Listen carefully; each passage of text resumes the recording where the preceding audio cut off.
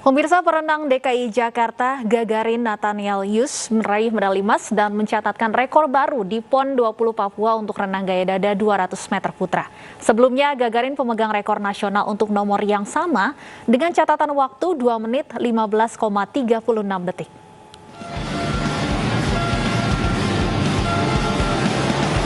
Perenang DKI Jakarta Gagarin Nathaniel-Yus meraih medali emas dan mencatatkan rekor baru di PON ke-20 Papua untuk renang gaya dada 200 meter putra. Gagarin selesai dengan catatan waktu 2 menit 17,81 detik dalam babak final yang berlangsung di kolam akuatik kawasan Stadion Lukas NMB, Jayapura, Papua.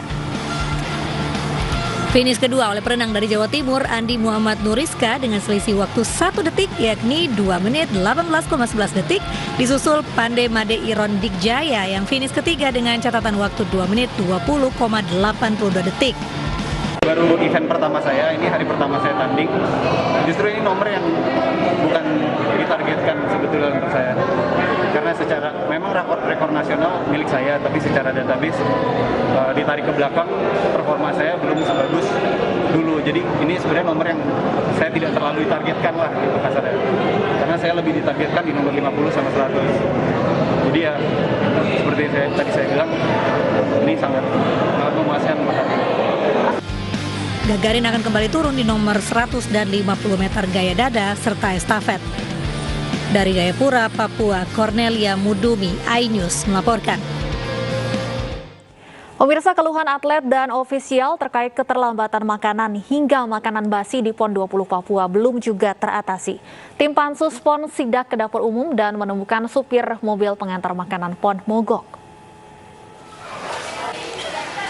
Hal ini dilakukan karena masih banyak laporan para atlet dan ofisial terkait keterlambatan makan siang yang dijadwalkan pukul 12. Namun sampai di tangan atlet pukul 4 sore hingga makanan menjadi basi. Beberapa temuan yang didapat yaitu makanan yang cepat basi karena daging dimasak terlebih dahulu, lalu dibekukan kembali dan dimasak kembali. Pengantaran pun terlambat karena makanan belum siap lebih awal.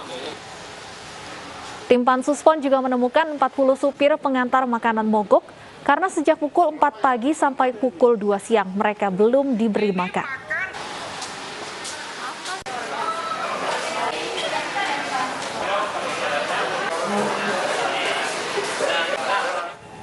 Dari PON kita beralih ke informasi lain. Pemirsa, Prabowo Subianto muncul sebagai kandidat calon presiden terkuat menurut survei dari sejumlah lembaga. Namun hal tersebut justru berbanding terbalik dengan perolehan suara Partai Gerindra yang cenderung menurun menurut survei SMRC.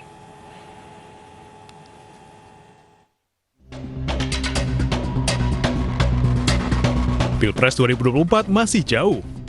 Namun nama-nama kandidat calon presiden yang akan bertanding sudah mulai mencuat. Nama-nama kepala daerah seperti Anies Baswedan, Ganjar Pranowo, dan Ridwan Kamil muncul dalam sejumlah survei.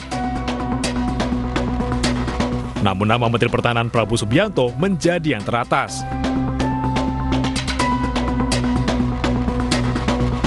Dalam survei Indo Strategik, Prabowo memimpin dengan 17,5%, mengungguli Anies dan Ganjar.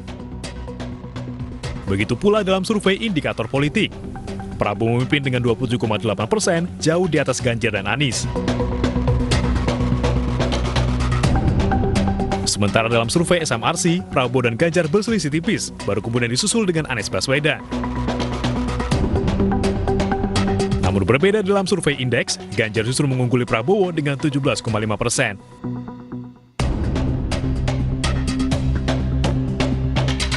Unggulnya Prabowo dalam berbagai survei elektabilitas Capres ternyata berbanding terbalik dengan perolehan suara Partai Gerindra. Dalam survei SMRC, perolehan suara Gerindra turun dari 13,6% di Maret 2020 menjadi 9,9% di September 2021. Gerindra juga demikian, kelihatan bahwa pada Maret 2020 Gerindra dapat 13,6% dukungan, sementara pada September 2021 9,9%. Lalu, apakah kekuatan nama Prabowo dalam berbagai survei menjadi pertanda positif baginya dalam Pilpres 2024? Tim iNews melaporkan. Ketua Umum Partai Gerindra Prabowo Subianto akan kembali berlaga di Pilpres 2024. Sekjen Partai Gerindra Ahmad Muzani meminta pengurus partai menjadi penentu kemenangan Prabowo Subianto. harus menunjukkan dukungan rakyat yang besar. Ketua Umum Partai Gerindra, Prabowo Subianto kemungkinan akan kembali mengikuti kontestasi pemilihan presiden tahun 2024. Kepastian Prabowo ikut memperebutkan kursi RI 1 itu disampaikan oleh Sekjen Partai Gerindra Ahmad Muzani dalam koordinasi daerah Partai Gerindra di Sulawesi Selatan. Muzani mengungkapkan sejumlah alasan Prabowo akan kembali maju di Pilpres 2024, mulai dari banyaknya permintaan dari kader partai dan masih ada cita-cita partai yang belum terwujud. Selain itu, Muzani juga menyebut elektabilitas Prabowo masih tinggi di Sulawesi Selatan mencapai 57%. Sekjen Partai Gerindra meminta pengurus partai di Sulawesi Selatan dapat meraih target 65% di Pilpres 2024. Muzani juga mengingatkan para kader Partai Gerindra agar menjadi penentu kemenangan Prabowo di Pilpres 2024 mendatang. Tim Liputan iNews melaporkan. Lalu benarkah Prabowo akan nyapres lagi? Untuk membahasnya sudah bergabung bersama kami mantan juru kampanye Prabowo Haikal Hasan dan pengamat politik dari Universitas Al-Azhar Ujang Komarudin, serta nanti juga akan bergabung bersama kami Sekjen Partai Gerindra Ahmad Muzani. Saya sapa terlebih dahulu, selamat sore Pak Haikal dan Pak Ujang. Selamat sore Mbak Stefani, selamat sore Pak Ujang. Selamat sore, Mbak Stefani. Baik, saya ingin langsung tanyakan kepada Bang Haikal sebagai mantan juru kampanye Pak Prabowo di tahun 2019, akankah masih mendukung Pak Prabowo jika nanti mencalonkan diri di tahun 2024? Tapi jangan dijawab dulu Bang Haikal, kami akan hadirkan pembahasan selengkapnya usai jeda berikut, tetaplah bersama kami di iNews Sore.